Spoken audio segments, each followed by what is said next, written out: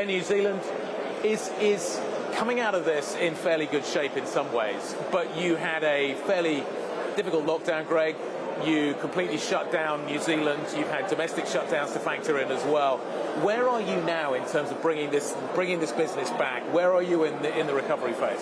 Yeah, we're moving quickly. So we were a bit slow out of the blocks, but come April the 14th of this year, we were open to Australia. We then had visa waiver countries open on the 1st of May, so just 2 weeks later.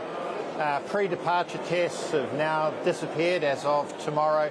So quite quickly we're seeing, a rebound in travel. And not just travel for people leaving New Zealand to get out, but increasingly people wanting to come back in. So I'm really excited by the speed of that we're seeing in terms of the recovery. It's a beautiful country. I can understand why people want to come and see it. The rugby's pretty good, I hear, as well. Let's talk a little bit about the two sides of that, supply and demand. Let's start off with the demand side. There is clearly, as you say, pent-up demand. People want to travel, people want to get out, people want to get in.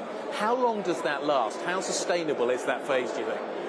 I'm not sure. It's a simple answer. And the reason for that is we're dealing with an environment that we certainly haven't seen in New Zealand, and I suspect most haven't.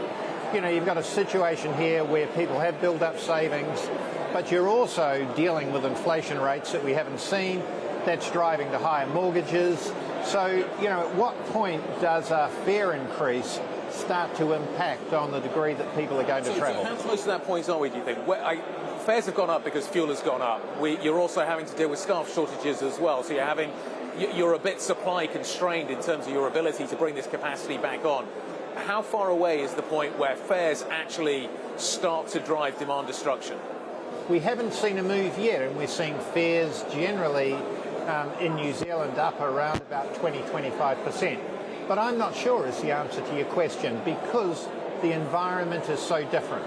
Yep. So what we're doing is, if you like, being bold in thought but cautious in deed. Let's just be sensible about how we bring it back. Let's keep a close watch on what's happening and adjust and move just as we've had to over the last 800 days. Have you got the staff you need? We are. We're being quite, sensible about how we're bringing people back. We've, got a good brand. A lot of people that we unfortunately had to let go, about 85% of them, very keen to get back. We've brought back almost 2,000 people, so about 20% of our workforce. That's a long way to go still, though. Oh, absolutely. And I don't think this happens quickly. So, I'm not deeply versed in all things airline, having not grown up in the industry.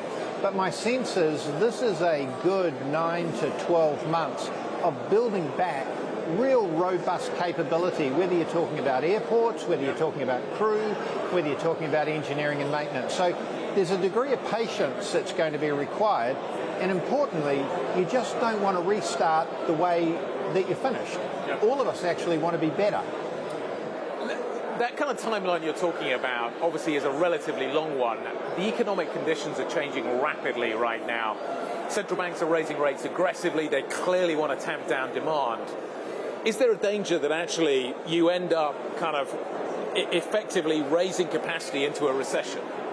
Yeah, I think there is a risk that that happens, and that's why I think, we can be bold in thought, but let's just be a little bit cautious indeed, because it would be such a shame to suddenly find ourselves with too much capacity and either having to pull that capacity out or drop prices in an environment where one of your largest input prices is now double. So, the cost for me to fill up a 787-9 and get from Auckland to LA has gone from $42,000 US to $96,000. So it's more than double?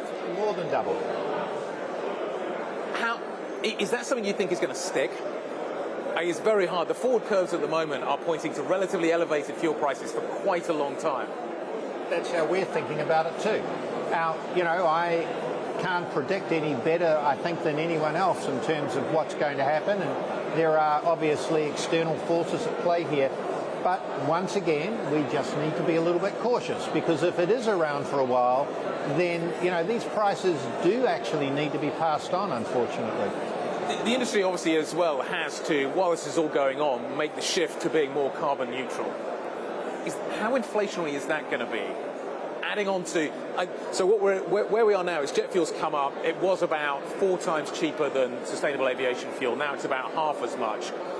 But nevertheless, we've got to make that shift. That's going to be inflationary as well. How do you factor that in? Well, the first thing I'd say is what a wonderful time to be in the aviation industry, isn't it? You've had sort of 800 days of the industry being turned upside down. Now we're restarting, and we've got so many things coming at us.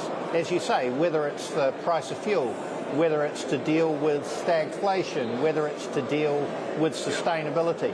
So you've got to craft and navigate a way through all of these things. They're not going to go away. They're wicked problems. Yep. You're probably not going to solve them just in aviation alone. So this is going to be a case of, I think, private and public working together, both those sectors working together and coming up with new ways of working to solve problems that are truly wicked problems. Yep.